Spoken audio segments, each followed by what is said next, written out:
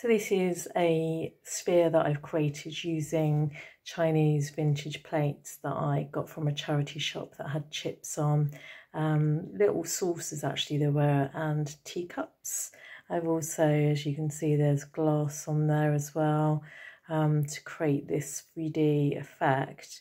I really wanted the piece to stand out, so I've used, as you can see, black grout as well. So first of all, I've created a base for it using the sphere. I'm just going to show you a little bit more of it. And then I've cut up the piece. I've used bits of glass as well. So actually bits of wine bottles that I had, as you can see in that green little piece there.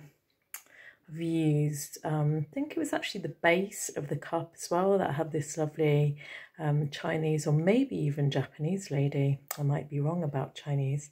Then, as you can see, even more of that 3D, that really great, you know, the way the piece stands away from the sphere is really cool. I really like this little pink bit here as well, and the little kind of beads. And other vintage plates as well that I found in charity shops and other things that I had around about the house as well. So yeah, that's a lovely piece that I've created.